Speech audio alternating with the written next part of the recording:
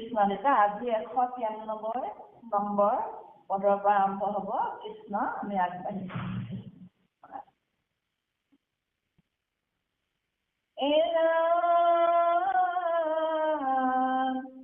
গুৰু ঈশ্বৰ আত্মা বুলি মানি মনে কৰিব ভকতি এক কৃষ্ণৰ চৰণি। এতেকে কৃষ্ণৰ কৃপা মিলিবে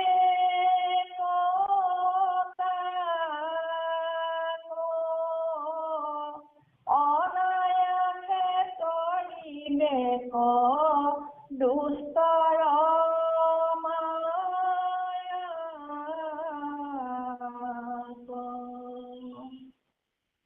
ভকতৰ সন্ত হৰি সহায় আপুনি নপাৱে ভক্তক আশী একোৱে দিঘি। এৰাম নিৰ্ভীকেহে পৰা ভৱ কৰে ভক্ত জনে লয়ুক প্ৰমাণ কাম দেৱৰ বচনে। নৰ নাৰায়ণৰ আগত কাম দেৱ গীতাঞ্জলি বচন বুলন্দ কৰি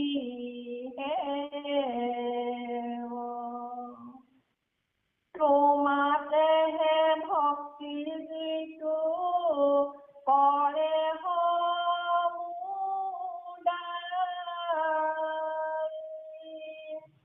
তাকে দেখি দেৱতাৰ নজানো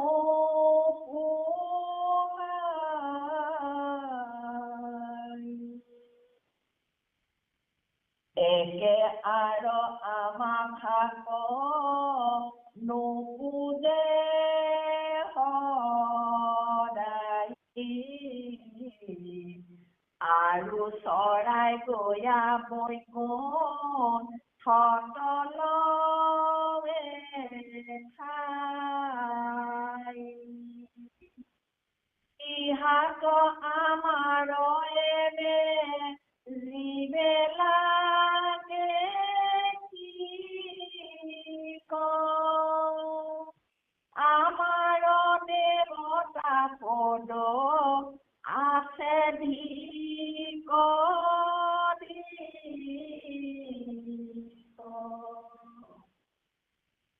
দেহি বুদ্ধি ইন্দ্ৰ আদি দেৱনীৰ তৰে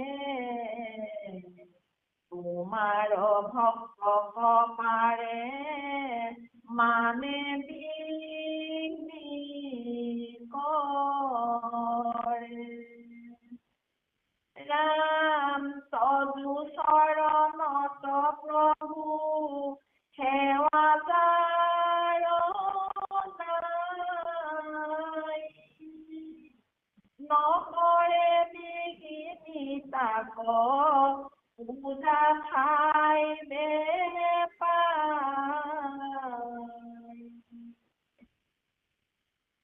কৰে উপদ্ৰৱ মাত্ৰ ভক্তৰ উপৰে তোমাৰ প্ৰসাদে ভক্তে কটাক্ষ নকৰে। পৰম ঈশ্বৰ ভয় যাহাৰ নাই দেৱে বিক্ৰী কৰি তাক উৰুৱাই বেচাই।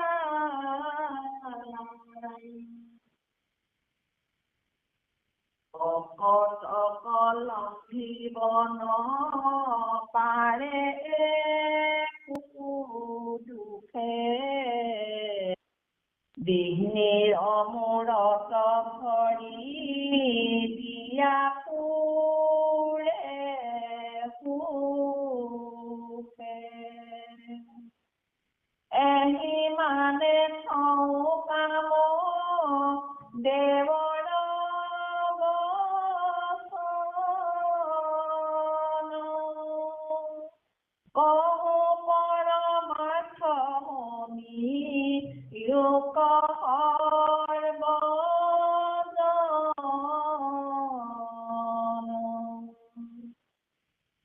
মুকুতিৰ অৰ্থে আৰু পন্থ আছে যত দেৱৰ বিহীনি নষ্ট কৰয়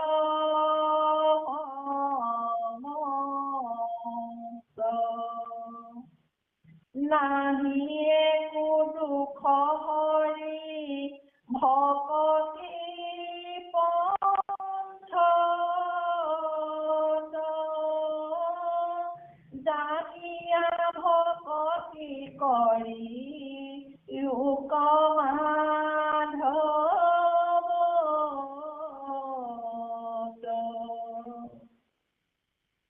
ভকতিৰ অৰ্থে আন নলাগে সাধন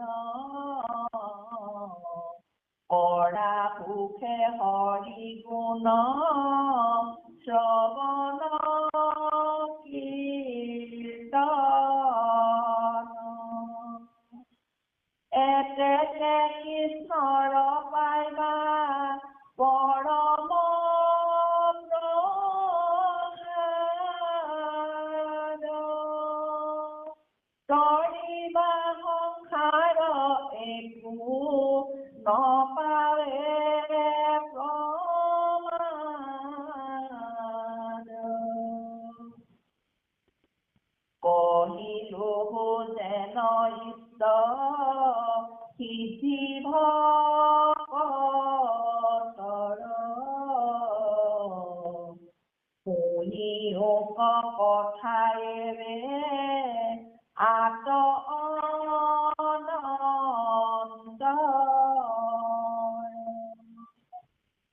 কদাচিতো অভকতে নপাৱে মুকুতি বেদৰ বচনে লৈও ইহাৰ যুগুতি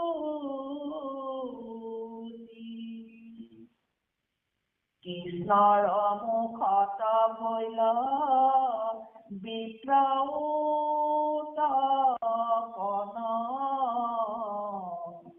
শক্তি হব বাহুত উৰুত বৈষ্ণৱ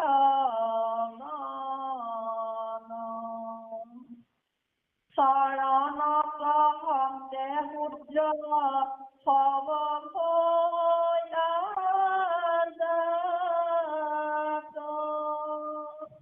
চাৰিও জাতিৰ কৃষ্ণ জনক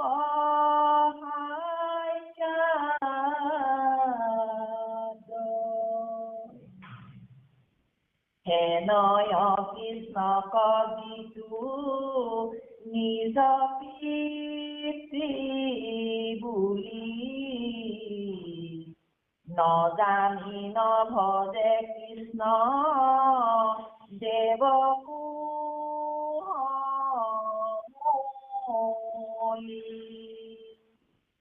জানিও অৱজ্ঞা কৰে যিটো মন্দমতি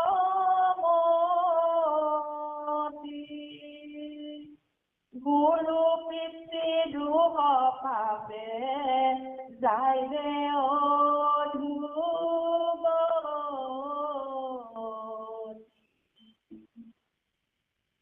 নজানি যিটো জনে নভজে সাক্ষাৎ নুপুছে সংসাৰ তাৰ পুৱে অধপাত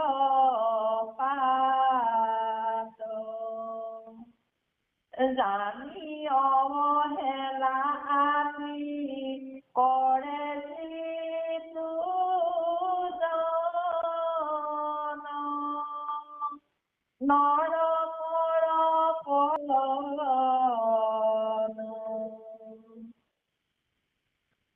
অবাকু ঈশ্বৰ কৃষ্ণে কৰন্ত ভূষণ নভজে পামৰ যিটো তাহান চৰণ কৃতজ্ঞ পাচক হম ধৰ্ম ভক্ত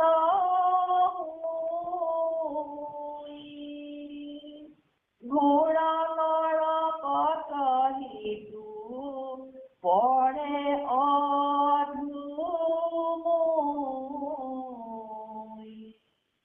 কৃষ্ণ মাধৱ মাধৱ। হয়, আমাৰ আজি পাঠ ইমানতে ৰাখি দিয়া, কাৰণ মই এফালে যাবলগীয়া আছে। গতিকে বাৰু যি কি নহওক, তথাপিতো বহুত সুন্দৰ কথা আজি এই পাঠত সোমাই গৈছে, এই কম পাঠতে। গতিকে আমি এইখিনিকে বিশ্লেষণ কৰি চাওঁ।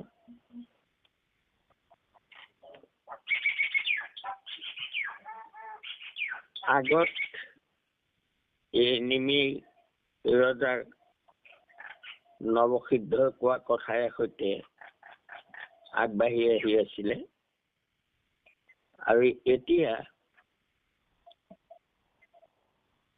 কৃষ্ণত শৰণ লৈ যেতিয়ালৈকে ভগৱন্তক নভজে তেতিয়ালৈকে মায়া নুগুচে আৰু অজ্ঞানতাও তেতিয়ালৈকে থাকে। কৃষ্ণত যেতিয়ালৈকে শৰণ নলয়, সেইকাৰণে শৰণ ল'ব লাগে। আৰু কি বুলি কেনেকৈ শৰণ ল'ব লাগে? গুৰুক ঈশ্বৰৰ আত্মা বুলি মানি মনে কৰিব ভকতি এশ কৃষ্ণৰ চৰণে। এতেকে কৃষ্ণৰ কৃপা মিলিবেক তাক অনায়াসে তৰিবেক দুষ্টৰ মায়াক। এই যে গুৰুক ঈশ্বৰৰ আত্মা বুলি মানি মনে,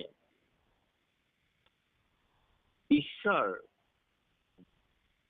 আৰু আত্মা স্বৰূপ ঈশ্বৰ অৰ্থাৎ প্ৰভু ভগৱন্তই গুৰু ৰূপে অৱতাৰ হয়, আৰু সেই ভগৱন্তই সমস্ত জগতৰে আত্মা। আমাৰ মহাপুৰুষ শ্ৰীমন্ত শংকৰদেৱ আমাৰ গুৰু। গুৰু কোন? যিজনে ভক্তিৰ পন্থ উপদেশ দিয়ে, আত্মা পৰিচয় কৰায়, তাকেহে ধৰিব লাগে সম্বন্ধ নিশেষ, যিটো জনে দেৱ ভকতিৰ উপদেশ। গতিকে এই গুৰু ঈশ্বৰ আত্মা আমি কৰো, অৰ্থাৎ আমি মহাপুৰুষ শ্ৰীমন্ত শংকৰদেৱকে ঈশ্বৰ বুলি, ঈশ্বৰৰ অৱতাৰ বুলি ভাবো, কৃষ্ণৰ অৱতাৰ বুলি ভাবো, আৰু কৃষ্ণ সমস্তৰে আত্মা। এইটো পৰমাৰ্থ কথা। কৰিব ভকতিয়ে এক কৃষ্ণৰ চৰণত ভকতি কৰিব, এতেকে কৃষ্ণৰ কৃপা মিলিবেক তাক, আৰু অনায়াসে তৰিবেক দুষ্টৰ মায়াক। অৰ্থাৎ মায়া আৰু কৰি ঈশ্বৰক অসাৰ বিষয়টাৰ দেখা যুৱক।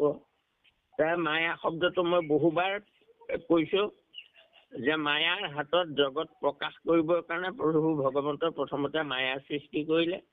তেতিয়া প্ৰকাশ কৰা মানে কি, আমি দেহবোৰ দেখো, আত্মাক নেদেখো। মায়াই ঈশ্বৰক আঁৰ কৰি অসাৰ বিষয় ভোগবোৰ দেখুৱাই থাকে। অৰ্থাৎ দৈহিক সুখ আৰু ইন্দ্ৰিয় সুখৰ ওপৰত আমি থাকো। আৰু আমাৰ দেহটো প্ৰকাশিত হয় পঞ্চভূতে তৈয়াৰী দেহটো। গতিকে সাধাৰণতে পঞ্চতত্ত্বাত ভৱেত সৃষ্টি, অৰ্থাৎ পঞ্চভূতৰ পৰা সৃষ্টি হয়। আকৌ সেই পঞ্চভূততে বিলীন হৈ যায়, কিন্তু আত্মাৰ মৃত্যু নাই। গতিকে আমি সেই মৃত্যু নাইকিয়া আত্মাক তাৰমানে দেহৰ লগতে মৰিলে বুলি ভাবি লওঁ। এইটোৱে দুৰ্ভাগ্য আমাৰ। আত্মাৰ মৃত্যু নাই, পঞ্চভৌতিক দেহটোহে মৃত্যু হয়। গতিকে দেহমুখী সকলকে মায়াত আবদ্ধ বুলি কোৱা হয়। কৃষ্ণ ভকতৰ সন্ত হৈ সদায় সহায় আপুনি নপাৱে ভক্তক আহি একো বিঘিনি। বিঘিনি কিসা পৰাভৱ কৰে ভক্তজনে লৈক প্ৰমাণ কাম দেৱৰ বচনে। যে বিঘিনি ভকতক একো কৰিব নোৱাৰে। কিমান বিঘিনি আহিলে আই কুন্তীৰ জীৱনত, কিন্তু বিঘিনিয়ে তেওঁক তলাব নোৱাৰিলে। সেই আপদ আমাৰ অভিমত বুলিহে ক'লে। কাৰণ বিঘিনি আহিলেহে ঈশ্বৰলৈ মনত পৰে, বাকী সুখৰ দিনত ঈশ্বৰলৈ মনত নপৰে। আৰু এইটো খাটাং কথাই। কিন্তু ভকতে বিঘ্নিক পৰাভৱ কৰে। প্ৰহ্লাদক একো বিঘিনিয়ে তলাবই নোৱাৰিলে। বিঘিনিবোৰহে পৰাভৱ হ'ল। লৈক প্ৰমাণ কাম দেৱৰ বচনে। কামদেৱে এই কথাষাৰ কৈছে। কাক কৈছে? নৰনাৰায়ণে যেতিয়া তপস্যা কৰি আছিলে, নৰনাৰায়ণ ঋষি প্ৰভুৰ অৱতাৰে, তেওঁ তপস্যা ভংগ কৰিবলৈ কামদেৱক তাৰমানে একেবাৰে দেৱতাবোৰ লগত দি, গন্ধৰ্বক লগত দি পঠিয়াই দিছিলে ইন্দ্ৰই। আৰু তাত গৈ তেওঁলোকে নৰনাৰায়ণৰ তপস্যা ভংগটো তাৰমানে কৰাটো দূৰৰ কথা, তেওঁলোকৰহে মোহভংগ হ'ল। আৰু হৈ সেই কামদেৱে তাৰমানে নিজৰ দোষৰ কথা আৰু দেৱতাবোৰৰ স্বভাৱৰ কথা কৈছে। এই কথাটো কৈছে, লৈক প্ৰমাণ কামদেৱৰ বচনে। কামদেৱৰ বচনত ইয়াৰ প্ৰমাণ কৰিব নৰনাৰায়ণৰ আগত কামদেৱে গীতাঞ্জলি বচন অৱলন্ত কৰি তোমাকে ভক্তি যিটো কৰে সমুদায়, তাকে দেখি দেৱতাৰ নাযায় নোপোৱাই। প্ৰভু, তোমাক ভকতি কৰা সকলৰ আপদে নাযায় নোপোৱাই হয়। কাৰণ দেৱতাবোৰে তেওঁলোকক হিংসা কৰে। নিজে দেৱতা স্বীকাৰ কৰিছে এইটো, যে দেৱতাই ভকতক অপকাৰ কৰিবলৈ বিচাৰে। একে আৰু আমাৰ শাক নপূজা সদায়, আৰু চৰাই গয়া বৈকুণ্ঠ তলৰে ঠাই। ইহঁতৰ আমাৰো এবে জীৱ লাগে কি ক, আমাৰো দেৱতা পদ আছে ধিক। কামদেৱে কৈছে যে ইন্দ্ৰ আদি দেৱতাবোৰে কি বুলি ভাবে যে আমাক নোপূজে আৰু বৈকুণ্ঠলৈ গুচি যায়, ঈশ্বৰক পূজে আৰু আমাৰ স্বৰ্গৰ পৰা ওপৰলৈ বৈকুণ্ঠলৈ গুচি যায় সকলো। তাকে দেখি দেৱতাৰ তাৰমানে নাযায় নোপোৱাই হয়। একে আৰু আমাৰ শাক নোপূজে সদায়, আৰু চৰাই গয়া বৈকুণ্ঠ তলৰে ঠাই। ইহঁতৰ আমাৰো এবে জীৱ লাগে কি ক, যে আমি দেৱতা হৈ কি কৰিলো? মানুহ হৈ পেলাই আমাৰ পৰা ওপৰলৈ বৈকুণ্ঠলৈ গুচি যায়। আমি দেৱতা হৈ কি কৰিলো? আমি স্বৰ্গতে থাকো। মানুহ আমাতকৈ ওপৰলৈ গুচি যায়। এই বুলি ইন্দ্ৰ আদি দেৱ নিৰন্তৰে তোমাৰো ভক্তক পাৰে মানে বিঘ্নি কৰে। আৰু সেই হিংসা কৰিয়ে দেৱতাই তোমাক বিঘিনি কৰে। আপুনি খাই বাক মাত্ৰ চাহে দেৱগণ, আনক তাৰিতে লাগি নাহিকে যতন। দেৱতাই নিজে খাবলৈহে বিচাৰে। তোমাৰো ভক্তক পাৰে মানে বিঘ্নি কৰে। তৰু চৰণত প্ৰভু সেৱা যাৰ নাই, নকৰে বিঘিনি তাক পূজা খাইবে পায়। অৰ্থাৎ দেৱ দেৱতাৰ পূজা যিসকলে কৰে তেওঁলোকক বিঘিনি নকৰে, পূজা খাবলৈ পায়। কৰে উপদ্ৰৱ মাত্ৰ ভক্তৰ ওপৰত তোমাৰ প্ৰসাদে ভক্তে কটাইখন। দেৱতাই নানা উপদ্ৰৱ কৰে ভকতক, কিন্তু ভকতে তোমাৰ ভকতে তালৈ ভূক্ষেপ নকৰে। কৰে উপদ্ৰৱ মাত্ৰ ভক্ত পৰম ঈশ্বৰ হলেও যাহাৰ সহায় দেৱে বিঘ্নি কৰি তাকো উৰুৱাই বেচাই। এই ঈশ্বৰ যাৰ সহায় তাকনো বাৰু দেৱতাই কি কৰিব? ভক্তক লংঘিবে নপাৰে একো দুখে, বিঘ্নিৰ মূৰত ভৰি দিয়া ফুৰে সুখে। ভকতক বিঘিনিয়ে নতলাই, এয়া বহুত প্ৰমাণ আছে। এয়া কৈ গৈছো মই। কামদেৱ হেৰিয়াৰ কি কয় কুন্তীৰ কথা কৈছো, প্ৰহ্লাদৰ কথা কৈছো। এইসকলক বিঘিনিয়ে তলাব নোৱাৰিলে। কহো পৰমাৰ্থ শুনিও এই মানে থওঁ কামদেৱৰ বচন। কামদেৱৰ বচন থৈছে আৰু পৰমাৰ্থ কব খুজিছে। মুকুতিৰ অৰ্থে আন পন্থ আছে যত, দেৱৰ বিঘিনি নষ্ট কৰে সমস্ত। নাহি একো দোষ হৰি ভকতি পন্থত, জানি ভকতি কৰি উপমাধৱ। জানিয়া ভকতি কৰি উপমাধৱত। এয়া কৈছে যে মুক্তিৰ অৰ্থে আন যিমানবোৰ উপায় আছে, যাগ যজ্ঞ পূজা পাতল আদি এইবোৰত তাৰমানে দেৱতাই সদায় বিঘিনি কৰে। দেৱতাই তাৰমানে ভকত দেৱতাই কি কৰে, যাগ যজ্ঞ পূজা পাতল কৰি যিসকলে তাৰমানে দেৱতা হব বিচাৰে, অৰ্থাৎ স্বৰ্গলৈ যাবলৈ বিচাৰে, সেই সকলৰ সেই কৰ্মত নানা বিঘিনি কৰে। দেৱতাবোৰে বিঘিনি কৰে। দেৱৰ বিঘিনি নষ্ট কৰি পেলাই। যেনেকৈ জন্মেজয়ে যজ্ঞ কৰিব খুজিছিলে, দেৱতাৰ বিঘিনিত গৈ পেলাই সেয়া তাৰমানে ব্ৰহ্ম হত্যা পাপহে হৈ গল। ঠিক তেনেকৈ পৃথুৱে যজ্ঞ কৰে আৰু দেৱতাৰ তাৰমানে নাযায় নোপোৱাই হয়, তেওঁলোকে গৈ তাৰমানে পৃথুৰ যজ্ঞৰ ঘোঁৰাকে চুৰ কৰি লৈ গুচি যায়। এইদৰে নানা বিঘিনি কৰি থাকে তেওঁলোকে। হৰিচন্দ্ৰক কিমান বিঘিনি কৰিলে। যে কি নহওক, গতিকে মুকুতিৰ অৰ্থে পথ আছে, কিন্তু বিঘিনি হয় তাক। আকৌ বিঘিনি অকল এইকাৰণেই হয় যে নিয়ম সংযম বিধান থাকে, আকৌ দেশ কাল পাত্ৰৰ বিধান থাকে, এইবোৰ বিঘিনি। আৰু সেইবোৰ যদি য'তে ত'তে কৰিব নাপায়, যে কৰিব নাপায়, যেতিয়াই তেতিয়াই কৰিব নাপায়, এনেকুৱা বিধান থাকে। আৰু নিয়ম সংযম নাহে। হৰি নাম কীৰ্তনত মাত্ৰ নাহি দেশ কাল পাত্ৰ, নিয়ম সংযম একো বিধি। এজনা ঘোষাতে সুন্দৰকে কথাখিনি কৈ দিলে আমাক যে হৰিনাম কীৰ্তনত দেশ কাল আৰু পাত্ৰৰ বিধান নাই, অৰ্থাৎ কৰ্মকাণ্ডত দেশ কাল পাত্ৰৰ বিধান আছে। আৰু নিয়ম সংযম আসন প্ৰণায়াম এইবোৰ জ্ঞানৰ মাৰ্গত আছে। গতিকে এই দুটা মাৰ্গ বিঘিনি দূষিত। এইকেইটা তাৰমানে ভক্তি মাৰ্গত এইবোৰ বিধান নাই। ভকতিৰ অৰ্থে আন নালাগে সাধন, কৰা সুখে হৰি গুণ শ্ৰৱণ কীৰ্তন।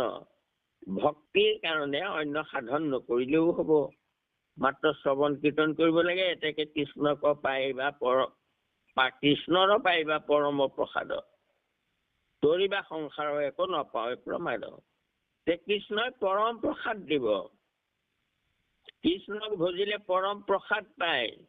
যাগ যজ্ঞ পূজা পাতল কৰা স্বামী সকলে কৃষ্ণক সন্তুষ্ট কৰিব নোৱাৰিলে, কিন্তু ভক্তি ভাৱেৰে কৃষ্ণক প্ৰসাদ দি আইসকলে কৃষ্ণক পালে। আৰু গোসাইলন্ত কৰ্মগৰ্ভ বিপ্ৰৰ সম্প্ৰতি, পত্নীৰ প্ৰসাদে ভৰিলে বিপ্ৰৰো ভকতি। গতিকে কহিলো যেন ইষ্ট সিদ্ধি ভকতৰ, শুনিও কথা হবে আতৰ অনন্তৰ। বেদৰ কদাচিতো অভকতে নপায় মুকুতি, বেদৰ বচনে লৈও ইহাৰৰ যুগুতি। এতিয়া আমাক কৈছে বেদৰ বচনৰ দ্বাৰা এই কথাটো প্ৰমাণ কৰিব। কৃষ্ণৰ মুখত ভৈল বিপ্ৰ উত্তপন, ক্ষত্ৰিয় শৱ বাহুত উৰুত বৈশ্যগণ, চৰণত হন্তে ক্ষুদ্ৰ শৱ ভৈল জাত, চাৰিও জাতিৰ কৃষ্ণ জনক সাক্ষাৎ। এইটো পৰমাৰ্থ কথা যে চাৰিটা জাত প্ৰভু ভগৱন্তৰ পৰাই উৎপত্তি হৈছে, আৰু তাক আমাক উপমাটো দিয়ে যে ব্ৰাহ্মণ ক্ষত্ৰিয় বৈশ্য শূদ্ৰ এই চাৰিটা জাতি। এতিয়া এয়া প্ৰভু ভগৱন্তৰ বিৰাট ৰূপটোৰ লগত এই চাৰি জাতি তাৰমানে ভগৱন্তৰ বিৰাট ৰূপৰ লগত তাৰমানে তুলনা কৰা হৈছে। গুণ কৰ্ম বিভাগস্য চতুৰ্বৰ্ণাং ময়া সৃষ্টা গুণ কৰ্ম বিভাগস্য। ইয়াতেই আচল ৰহস্যটো সোমাই আছে। ভগৱন্তই কৈছে গুণ আৰু কৰ্ম অনুসৰি ময়ে চতুৰ্বৰ্গ সৃষ্টি কৰিছো। গুণ আৰু কৰ্ম অনুসৰি একেজন দেউতাকৰে চাৰিজন ল'ৰা, এজন তাৰমানে ব্ৰাহ্মণ হ'ল, অৰ্থাৎ তেওঁ শিক্ষা দীক্ষা দি গুৰু হ'ল, সকলোকে তাৰমানে শিক্ষা দিয়ে,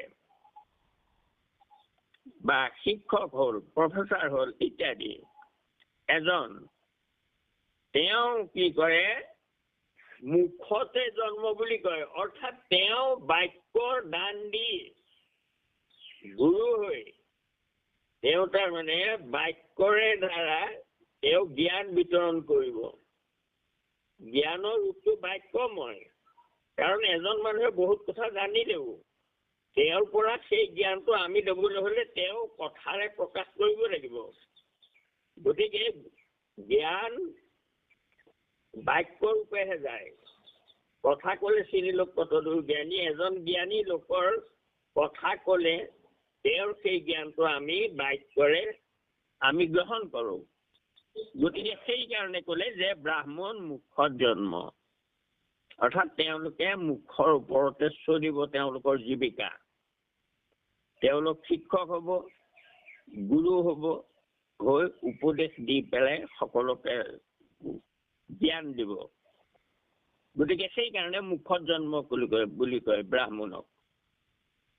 আৰু একেজন দেউতাকৰে। তাৰপৰা এজনে আকৌ কি কৰিলে, ক্ষত্ৰিয় অৰ্থাৎ পৰিয়ালটোৰ সুৰক্ষা দিবলৈ ল'লে।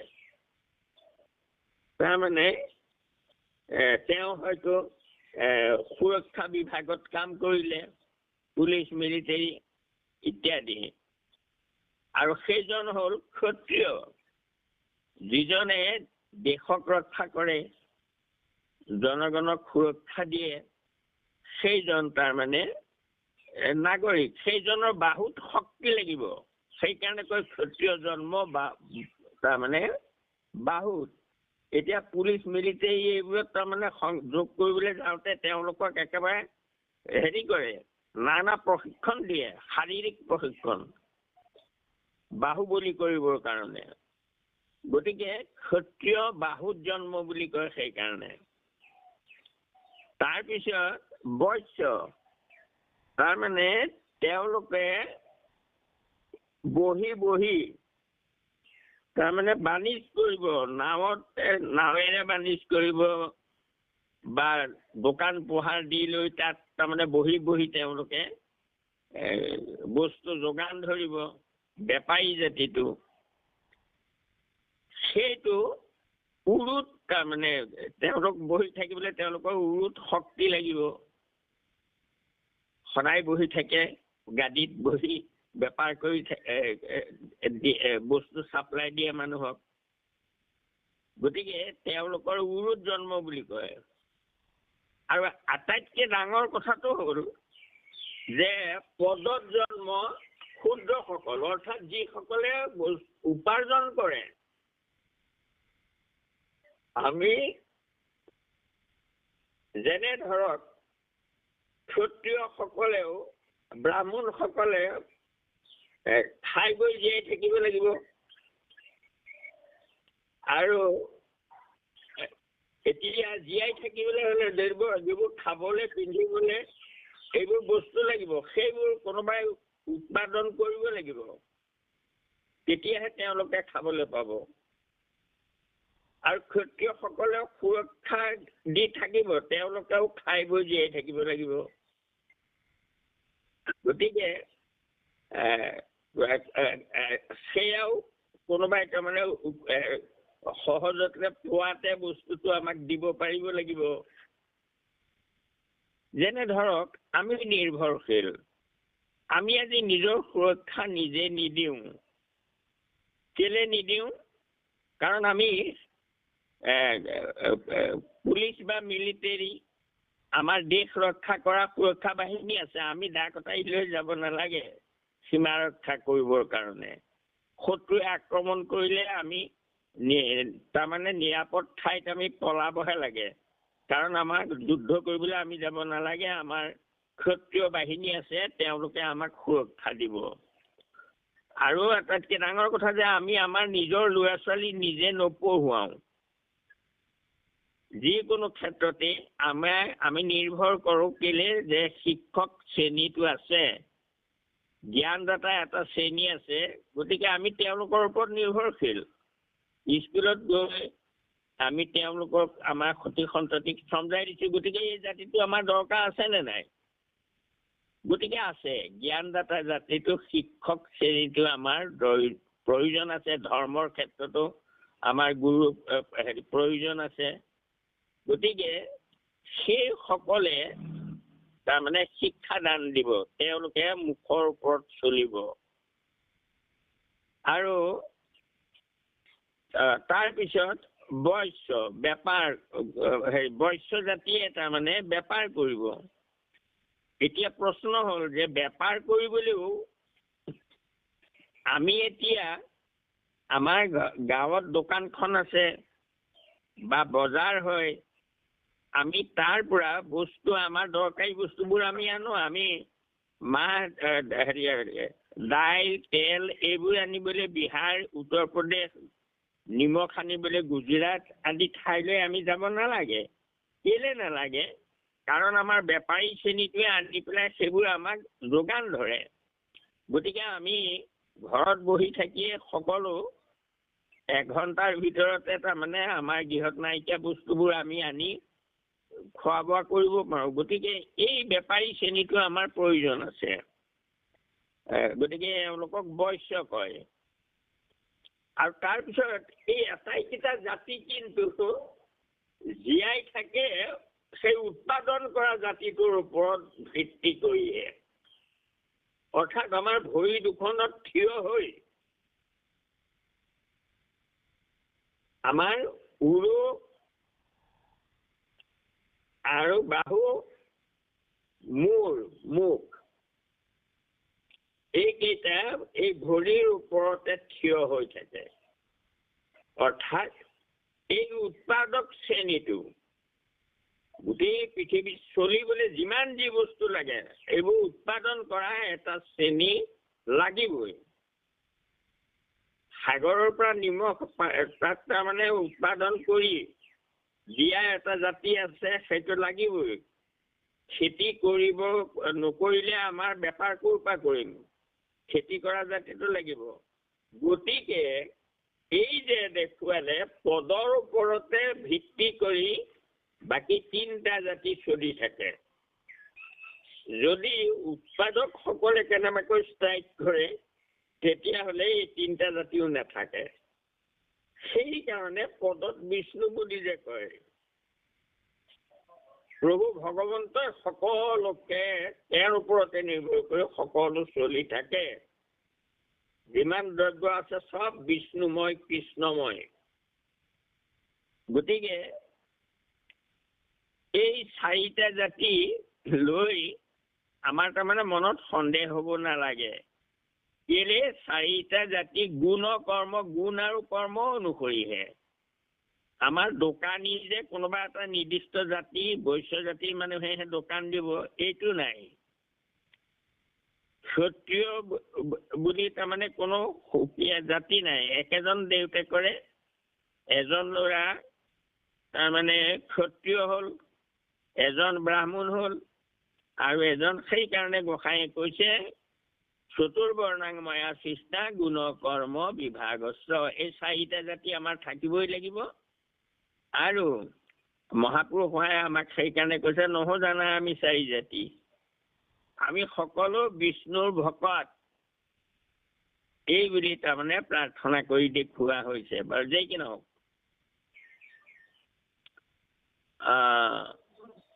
হেনৰ কৃষ্ণকো যিটো নিজ পিতৃ বুলি নাজানি নভজে কৃষ্ণ দেৱকো সমলি, জানিও অৱজ্ঞা কৰে যিটো মন্দমতি, গুৰু পিতৃ দ্ৰোহ পাপে যাইব অধোগতি। সেইজন কৃষ্ণ চাৰিও জাতিৰ পিতৃ, তেওঁ সকলোকে তেওঁৱেই চলাই আছে, তেওঁৱেই গুণকৰ্ম বিভাগত তাৰমানে চাৰিটা শ্ৰেণী সৃষ্টি কৰিছে। এই চাৰিটা শ্ৰেণী গুণ কৰ্ম অনুসৰি আমাক লাগিব। গোটেই পৃথিৱীতে আছে চতুৰ্জাতি, অকল আমাৰ দেশতে নহয়, গোটেই পৃথিৱীতে আছে এই চাৰিটা জাতি, ক্ষত্ৰিয়, বৈশ্য, শূদ্ৰ, ব্ৰাহ্মণ। এই চাৰিটা জাতি সকলোতে আছে। এই চাৰি জাতি বিভাজনৰ বিকল্প নাই তাৰমানে, নহলে কোনো দেশ সুস্থিৰে চলিব নোৱাৰে। গতিকে সেইকাৰণে মোক এবাৰ এজন আমাৰ MP এজনে তাৰমানে মোক সুধিছিলে যে আমাৰ চতুৰ্জাতি কিয় তাৰমানে ব্যৱস্থা কৰিলে, এইটো কেলে মানি লৈছে আমাৰ ধৰ্মই, এইটো জাত পাতৰ মানিব নালাগে। আৰু তেতিয়া মই তেওঁক এই কথাখিনি এনেকৈ বুজাই দিছিলো যে গুণকৰ্ম বিভাগস্য, চাৰিটা জাতি নহলে কোনো দেশেই জীয়াই নাথাকে, সকলোতে চাৰিটা জাতি দৰকাৰ আছে।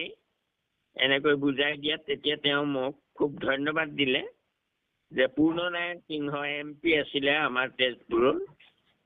গতিকে তেওঁ ক'লে যে মই বৰ ছেটিছফাইড, I am satisfied বুলি মোক তাৰমানে তেওঁ নমস্কাৰ কৰিলে, যে ইমান সুন্দৰকৈ মোক আনে বুজাই দিব, কোনেও বুজাই দিব নোৱাৰিলে।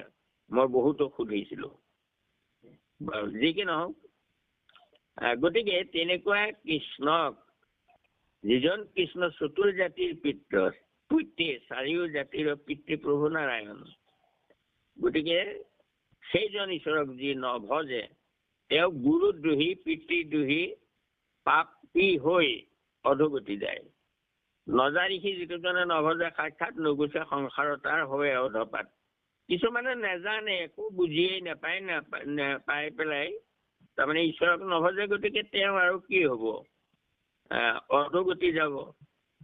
আৰু জানি অৱহেলা আতি কৰে যিটোজন নৰকৰ পৰা তাৰ নাই নিৱৰ্তন। আৰু যদি জানি পেলাই কোনোবাই নভজে, জানে কিন্তু নভজে, তেওঁ কিন্তু নৰকৰ পৰা উঠিব আৰু নোৱাৰে, বাৰে বাৰে নৰকলৈকে গৈ থাকিব। সবাকৈ ঈশ্বৰ কৃষ্ণে কৰন্ত পোষণ, নভজে পামৰ যিটো তাহান চৰণ। তীৰ্থঘ্ন পাতক সম ধৰ্মভ্ৰষ্ট হৈ, ঘোৰ নৰকত সিটো কৰে অধমুই। সবাৰো ঈশ্বৰ, সবাকৈ ঈশ্বৰ কৃষ্ণে কৰন্ত পোষণ, তেনে আমাক কোনে পোষণ কৰি আছে, পালন কোনে কৰি আছে? কৃষ্ণ ঈশ্বৰে। আৰু এইজন ঈশ্বৰ কৃষ্ণৰ চৰণত যিসকলে নভজে, তেওঁলোক তীৰ্থঘ্ন পামৰ। তীৰ্থঘ্ন কাক কয়? উপকাৰী, তাৰমানে উপকাৰ স্বীকাৰ নকৰা, সেইজনক তীৰ্থঘ্ন কয়। ঈশ্বৰে সকলো দি আছে, তেওঁক তাৰমানে সেৱা নকৰে, সেইজনক তীৰ্থঘ্ন। উপকাৰীজনক তাৰমানে উপকাৰ স্বীকাৰ নকৰা, অপকাৰহে কৰাজনক তীৰ্থঘ্ন। পাতক সম ধৰ্মভ্ৰষ্ট হৈ নৰকলৈ গমন কৰে। এই কথাখিনি আমি ইতিমধ্যে ইয়াতে পালো।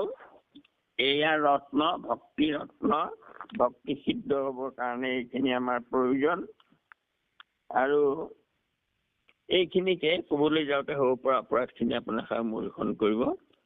কোটি কোটি ঘোৰ অপৰাধতে কৰ মই দূৰ আশয়, হে হৰিমুখত আশয় হেন মানি ক্ষমিও কৃপাময়।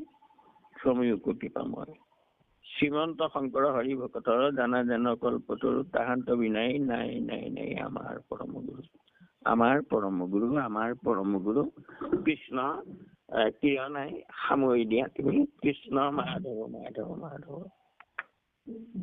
কৃষ্ণ আমি সামৰি দিছো। কৃষ্ণ ৰাম সবা ঈশ্বৰ কৃষ্ণে অৰন্ত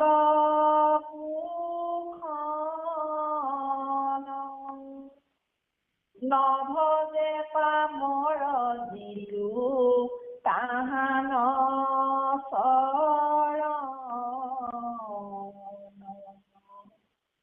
কীৰ্তন পাতক মম ধৰ্ম ভক্ত ঘূৰ নৰকত সিজু পৰে অধম।